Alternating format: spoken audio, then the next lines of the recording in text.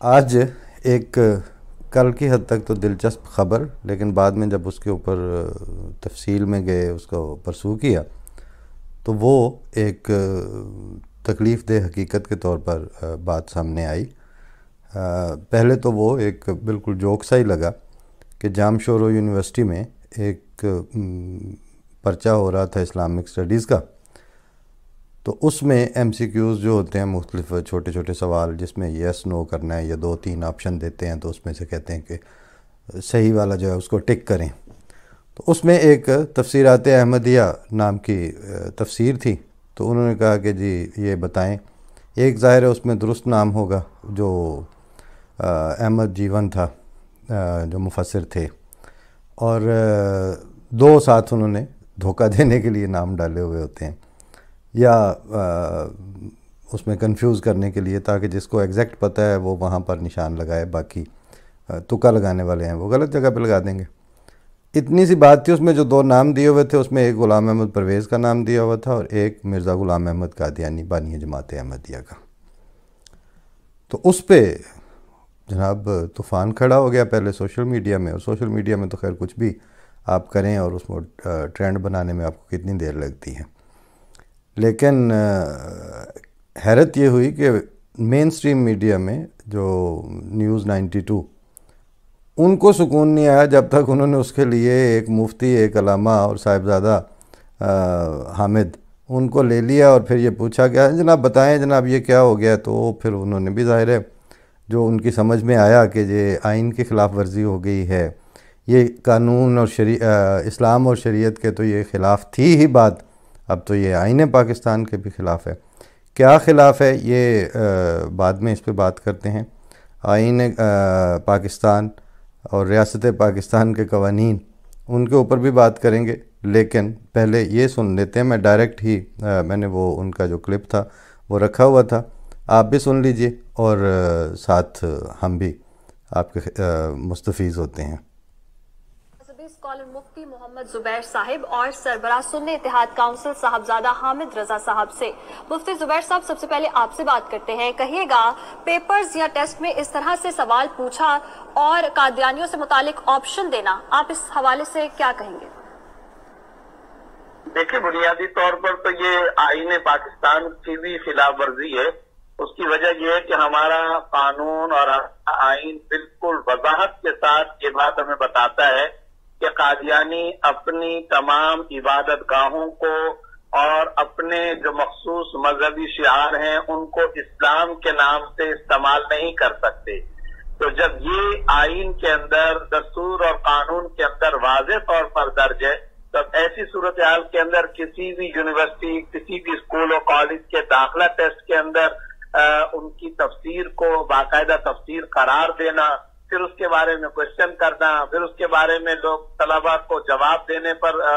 مجبور کرنا یا کہنا، یہ سب باتیں بالکل غلط ہیں، خلاف شریعت اور خلاف اسلام تو ہے ہی، لیکن دستور اور آئین اور قانون پاکستان کی بھی خلاف ورزی ہے۔ خلاف شریعت اور خلاف اسلام تو ہیں ہی، یعنی یہ ان کے نزدیک طے شدہ ہے، اور دستور پاکستان کی بھی خلاف ورزی ہے۔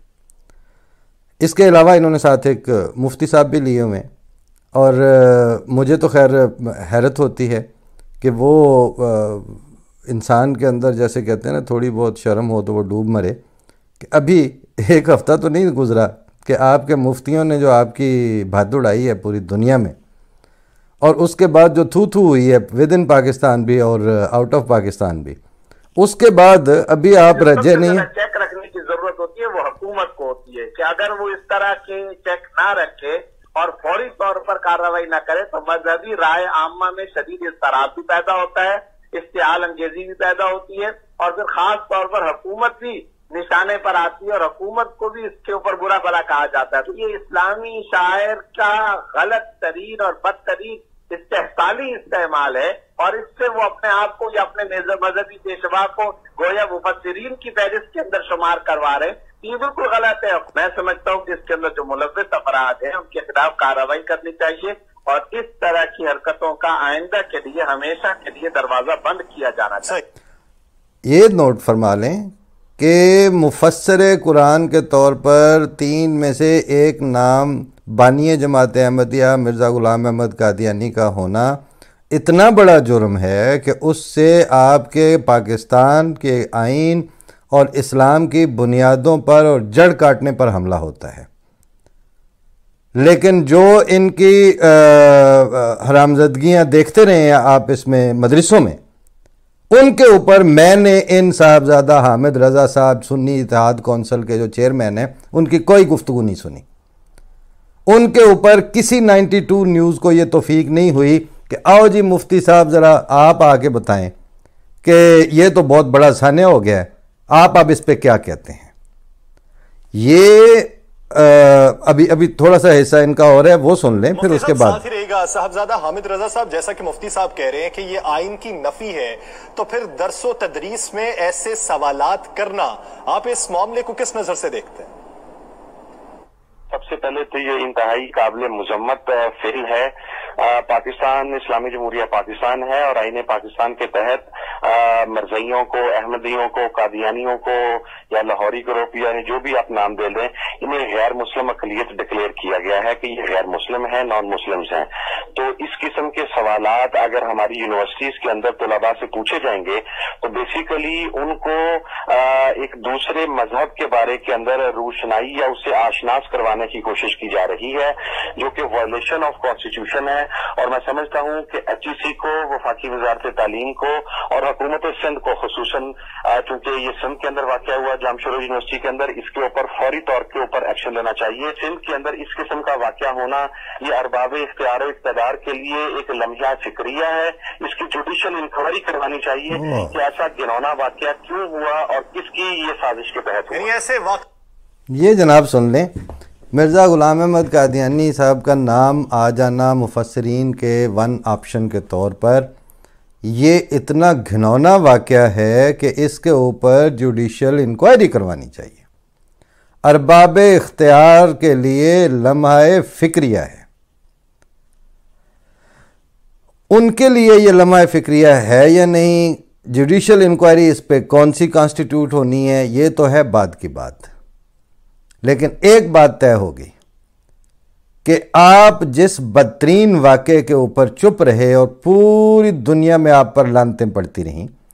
اس واقعے پہ آپ کا چپ رہنا عامت المسلمین کے لیے بہرحال لمحہ فکریہ ہے. اس واقعے کے اوپر کسی بھی قسم کی انکوائری کو کانسٹیٹیوٹ نہ کروانا اور مدرسوں کے اوپر اس طرح کی مولیسٹیشن جو چل رہی ہے مدرسوں میں، اس کے اوپر آپ کا کسی بھی مفتی کے منہ میں دندل پڑ جانا یہ بتاتا ہے کہ آپ،